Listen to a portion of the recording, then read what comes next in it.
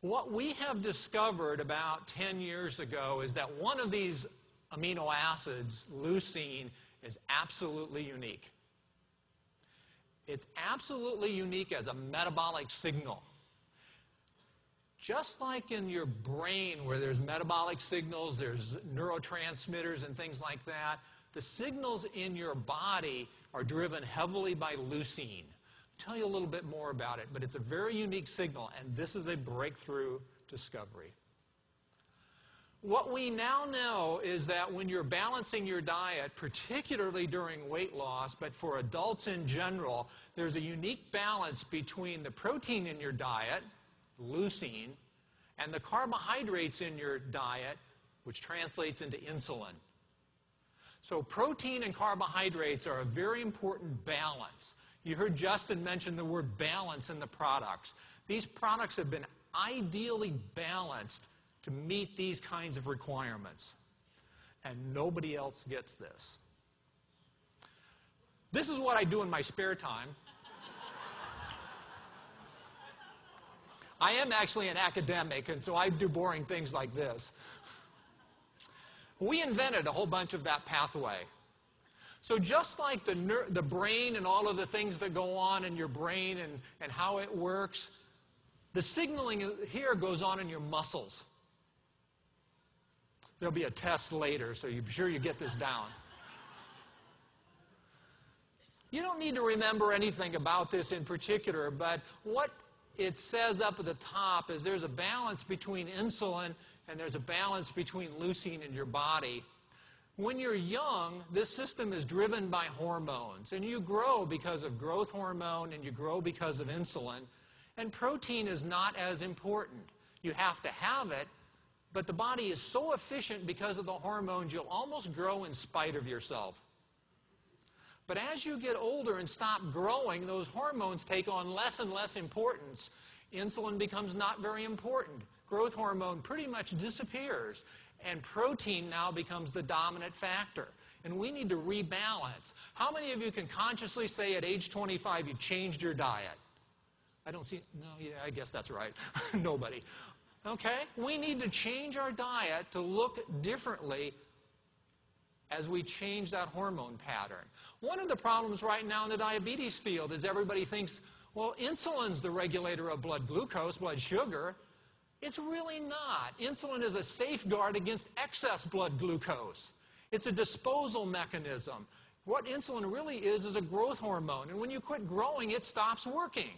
We are all insulin insensitive. If you go from the age 15 to age 30, you need 4 times more insulin to accomplish the same task. 4 times more. We're all insulin insensitive. And so if you create a diet that has to have insulin work correctly, 30% of you are going to fail at it. If you don't bring in 10 miles a day exercise, you're going to fail. And not many of us are willing to do 10 miles a day. We'll come back to that point. The point here, though, is there's a balance. And when you're adults, you need to rebalance that protein and carb.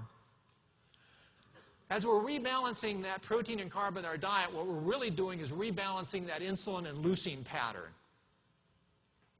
What we want is a diet that is higher in protein, good quality protein, at the right meals, at the right timing, because that gives us the leucine. That gives us that metabolic trigger.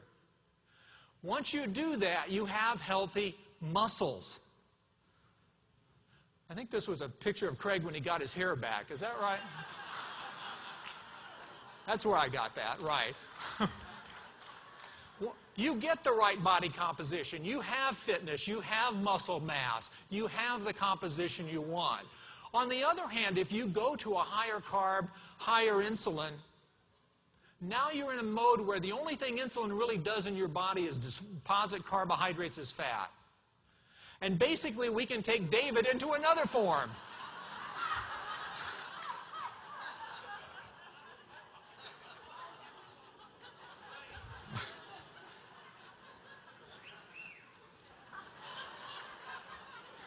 I was going to say something about looking in the mirror, but I won't go there.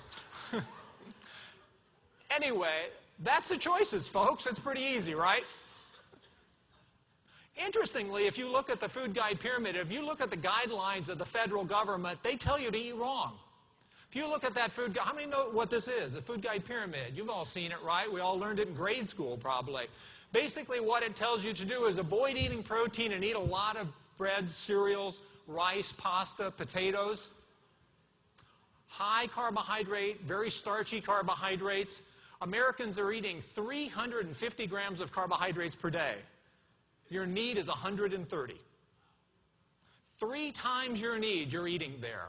We're going to rebalance that. That diagram says you should eat 5 to 1 carbohydrate to protein. We know that that creates malnutrition in Africa. We're going to rebalance that to 1 to 1. Introducing a brand new concept that I like, it's called macro balance. We're going to rebalance the macronutrients. We're going to give you a perfect blend of high-quality proteins that give you leucine when you need it. We're going to give you the signal. We're going to coin a new term called smart carbs. We're going to tell you what carbs and at what time, and we've got the products to match it. And we're going to use friendly fats because fats are absolutely critical in your diet. Fats are not the villain, they're critical. Fats that you eat with French fries, fats that you eat with ice cream, fats that you eat with candy bars, fats that you eat in snack foods. Those are the villains, all vegetable oils. We're going to rebalance those back with friendly fats.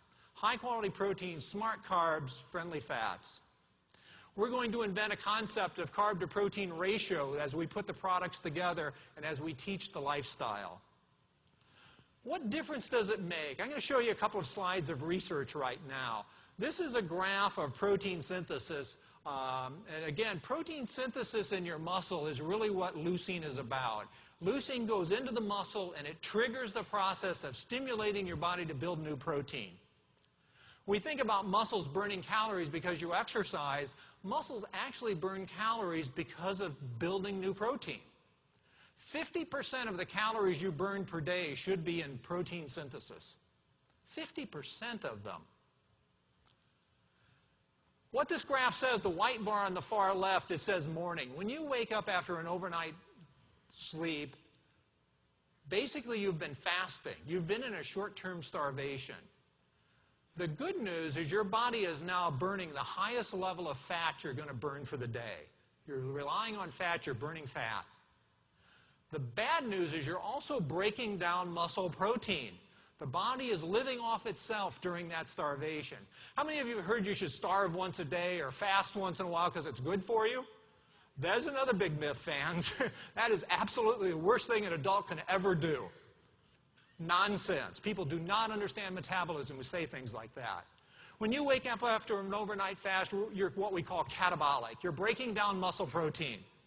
And you will continue doing that until you eat protein. Just to show you an example, the second bar there says cereal. This is an average American breakfast. The average American has 10 grams of protein for breakfast. They wake up and they have their cereal, put bananas on it because somebody told them that was good, and they drink a glass of orange juice. 10 grams of protein. What's the effect on protein synthesis? Absolutely zero. You are still just as catabolic after that breakfast, and now, because of all those carbs, you have a high insulin load, and you shift into fat storage. The average cereal breakfast makes you fat.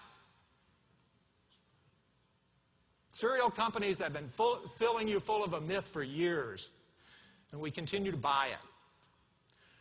Q-burn is the last bar. This is what we discovered. If you basically use the Q-burn type approach, you balance the protein and carbs at breakfast, basically you trigger protein synthesis. And now you start burning energy. What difference does it make? This is at the end of the Q-burn stage. 90 days out, basically this is the weight loss from a human study. This is a study where we're feeding every meal. We know exactly what they're eating. Basically, with that cereal breakfast, people are losing, on a weight loss diet, with a cereal breakfast, they're losing about 15 pounds. But on the Q-burn, on the Q-Life program, they're losing 21. You say, well, that's not too much different. But step back and think about that for a second. These folks are eating exactly the same calories in both groups, and yet they're losing 6 pounds more weight. No effort, no work, more weight. They have no hunger. They feel great. The people on that cereal diet are saying, God, I'm hungry. They're saying, I have these cravings. You know for a fact if they're following this program, because they will never have cravings.